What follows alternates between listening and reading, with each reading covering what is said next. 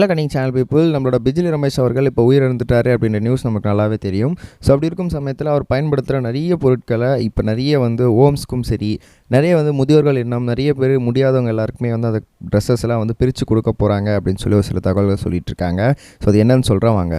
முதல் மேட்ரு என்ன அப்படின்னு பார்த்தீங்கன்னா, நம்மளுடைய விஜய் ரமேஷ் பொறுத்த வரைக்கும் ரொம்பவே வந்து ஒரு சூப்பர் டூப்பரான ஒரு காமெடி நடிகன் அப்படின்னு தான் சொல்லணும். ஏன்னா வந்து யூடியூப்பில் ரொம்பவே ஃபேமஸாக போயிட்டு இருந்தார். அந்த சமயத்தில் வந்து அவர் திடீர்னு வந்து ஒரு வாய்ப்பு கிடச்சி படத்திலும் சரி, அவர் வந்து சினிமாலையும் சரி, ஒரு சில வந்து ரியாலிட்டி ஷோஸ்லையும் சரி சூப்பர் டூப்பராக பெர்ஃபார்ம் பண்ணிட்டு இருந்தார். ஸோ அந்த சமயத்தில் நல்லா பீக்கில் இருந்துட்டு இருந்தார் அப்படின்னு தான் சொல்லணும். அது அப்படியே அவர் பிடிச்சிருந்தாருன்னா ஒரு நல்ல ஸ்டேஜுக்கு அவர் வந்து கண்டிப்பாக வந்திருப்பார்.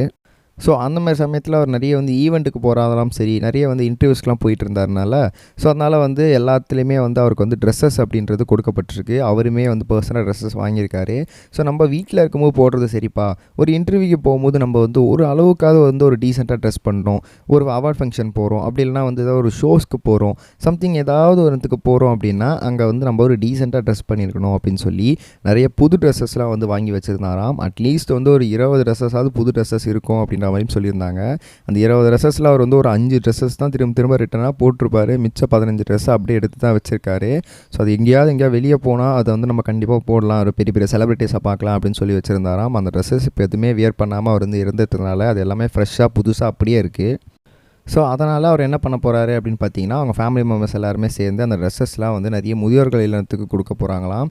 நிறைய பேர் வந்து இவரோட வயசுலே இருப்பாங்க, இவருக்கான செட்டஸ்லாம் அவருக்கு வந்து செட் ஆகும். ஸோ அப்படி இருக்கும்போது அவங்களால வந்து அதெல்லாம் வாங்க முடியாது அப்படின்ற பட்சத்தில் அந்த ட்ரெஸ்ஸஸ்லாம் வேஸ்ட்டாக போகிறத தாண்டி நிறைய பேர் அதை வந்து எரிச்சிருவாங்க. அது எரிக்கலாம் வேண்டாம், இவங்க இந்த மாதிரி ஆளுங்களுக்கு கொடுத்துடலாம் அப்படின்னு சொல்லி அவங்க என்ன பண்ணியிருக்காங்களா, அவங்க ஃபேமிலி வந்து பிளான் பண்ணி ஸோ இந்த விஷயத்தை எல்லாத்தையுமே வந்து இந்த மாதிரி முதியோர்கள் இல்லத்துக்கு கொடுக்குறாங்களாம்.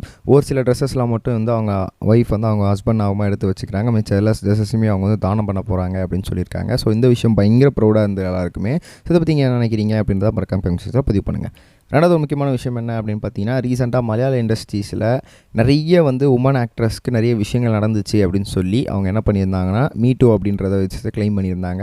ஸோ அந்த வகையில் இப்போ சமந்தா அவர்கள் திடீர்னு வந்து ஒரு பெரிய பொருளை ஒன்று தூக்கி போட்டாங்க. என்ன அப்படின்னு பார்த்தீங்கன்னா, இங்கே பாருங்கள், மலையாள இண்டஸ்ட்ரீஸில் மட்டும் நீங்கள் வந்து இந்த மாதிரி வந்து கமிஷன்ஸ்லாம் ரெடி பண்ணி அவங்க வந்து நீங்கள் விசாரணை பண்ணுறீங்களா, தெலுங்கு சினிமாவில் ஏன் பண்ண மாட்டீங்க, தெலுங்கு சினிமாலையும் பண்ணுங்கள் அப்படின்னு சொல்லி ஒரு போஸ்ட்டை போட்டு அவர் ரிக்வெஸ்ட்டாக ஷேர் பண்ணியிருந்தாங்க.